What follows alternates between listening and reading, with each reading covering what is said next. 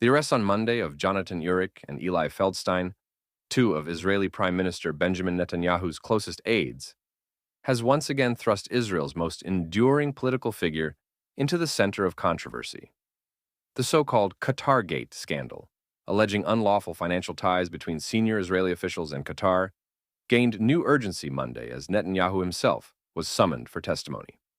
His motorcade arrived at his office early in the evening, following a truncated court appearance in his ongoing corruption trial. The timing of these developments, just as Israeli Attorney General Gali Baharav Miara ordered the police to summon the prime minister, is raising old questions in new ways. Is this merely the due process of law, or a weaponization of legal tools against a sitting prime minister? To understand the moment, one must look deeper into the many sides of Benjamin Netanyahu, the politician, the symbol, and the target.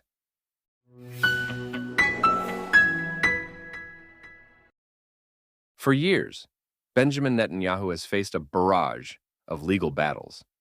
His ongoing trial on charges of bribery, fraud, and breach of trust began well before the proposed judicial overhaul legislation that ignited mass protests in 2023, pre-October 7th. The timing is critical. These charges were not brought in reaction to any supposed power grab. They predate it. This raises a provocative possibility that has gained traction among many Israelis across the political spectrum, that Netanyahu has been subjected to lawfare, the use of legal mechanisms as political weapons. In this view, the charges against Netanyahu are not purely about justice or accountability. Rather, they are attempts to achieve by courtroom what cannot be achieved at the ballot box. Netanyahu, despite scandals, has shown a remarkable ability to retain public support and win elections, an ability that frustrates both his rivals and segments of the Israeli left-wing elite. Among the Israeli public, two main theories attempt to explain the apparent legal obsession with Netanyahu. The first points to the composition of Israel's law enforcement agencies, particularly the police. Long dominated by Mizrahi Jews, descendants of Jewish communities from the Middle East and North Africa, Israel's police have never seen one of their own rise to the position of prime minister. In fact, all of Israel's prime ministers to date have been Ashkenazi, like Netanyahu. Some argue that resentment toward the Ashkenazi establishment and its historical marginalization of Mizrahi Jews has morphed into an aggressive stance toward the most prominent Ashkenazi political figure of the era. Under this theory, law enforcement isn't acting independently or ideologically.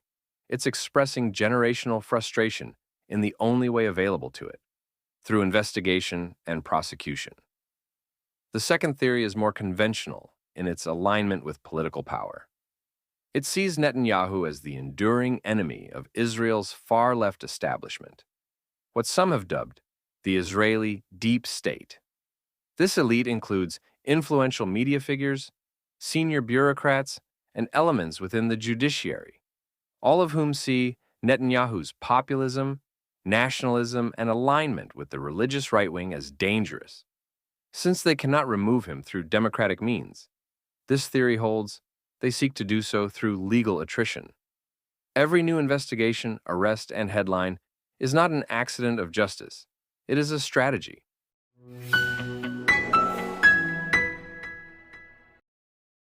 To assume Netanyahu's legal entanglements are uniquely unprecedented would be to overlook Israel's long and complex dance between law, politics, and power. In the 1970s, then Prime Minister Yitzhak Rabin resigned after it was discovered that his wife maintained a foreign bank account in violation of Israeli law. Rabin was never charged, and many saw the enforcement of the rule as disproportionately harsh, a moment when legality trumped political common sense.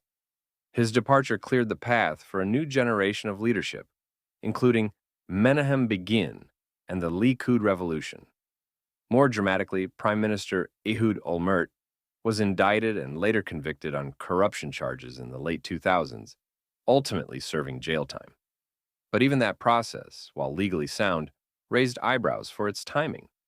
Olmert had lost political ground and was viewed by some as no longer useful to the elite institutions that had once supported him. Perhaps the most relevant case is that of Ariel Sharon.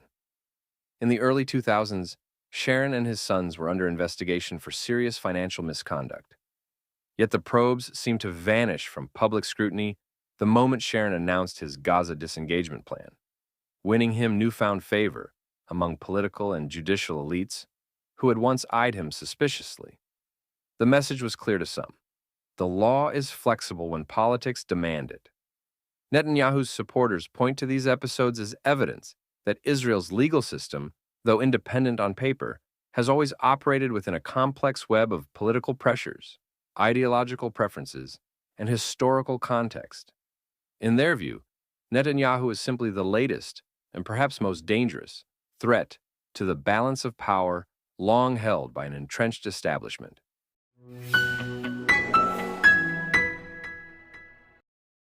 Adding fuel to the fire is Netanyahu's recent announcement of a new Shin Bet chief, effectively ending the tenure of Ronen Bar, a key figure in Israel's security establishment. The Shin Bet, also known as Shabak, or officially as the Israel Security Agency, is Israel's domestic intelligence and internal security service, roughly equivalent to the FBI in the United States or MI5 in the UK. Ronen Bar's leadership came under scrutiny in the aftermath of October 7th, where intelligence and preparedness failures opened the door to the Hamas attacks that shocked the country. But despite this, Barr remained central to ongoing hostage negotiations, and notably, was reportedly overseeing the Shin Bet's role in the Qatar Gate investigation. Barr and Netanyahu have long been at odds over both security priorities and political tone. Barr's cautious, professional demeanor often contrasted with Netanyahu's political instincts and survival strategies. Their rift deepened post-October 7th, as differing visions emerged over how to handle hostages in Gaza, the role of Qatar in negotiations, and the broader regional implications. Now, with Barr's ousting and replacement publicly announced just 2 days ago, some observers are drawing a direct line between the leadership shakeup and the expanding Qatar Gate probe. The optics are impossible to ignore. 2 men in Netanyahu's inner circle are arrested, the premier himself is summoned, and the man at the helm of the agency leading the investigation is shown the door. Whether this is coincidence, strategic timing, or something more coordinated, it feeds into both prevailing narratives about Netanyahu's embattled leadership and the extraordinary lengths to which his adversaries or allies may be willing to go.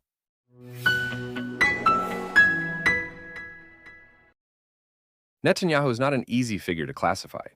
He is loved and loathed, strategic and self-serving, brilliant and, at times, blatantly divisive. He has governed Israel longer than any other prime minister in history, surviving political coups, international criticism, and a revolving door of rivals. His ability to shift between American conservatism, European liberalism, Israeli pragmatism, and nationalist rhetoric has kept him relevant and formidable. But even Netanyahu's fiercest critics must acknowledge the odd synchronicity of events. The Qatar Gate arrests come just as he was preparing to be questioned himself. The police moved not against unknown bureaucrats, but against his inner circle, his message team, his confidants. This is not just about corruption. It is also about narrative. And in the age of spin and soundbite, narrative is everything. What the Netanyahu saga ultimately reveals is something broader, a system struggling to define itself. Is Israel a state of laws, or a state where laws are tools of political struggle? Is the judiciary a neutral guardian, or an active participant in ideological battles? Is justice blind, or does it squint when faced with power? Benjamin Netanyahu may one day be remembered not just as a prime minister or a defendant, but as the central character in Israel's confrontation with these questions. Whether he is a hero unfairly targeted, or a leader who deserves scrutiny, or both, his story is inseparable from the broader story of Israel's democracy. And that story, for now, remains unfinished.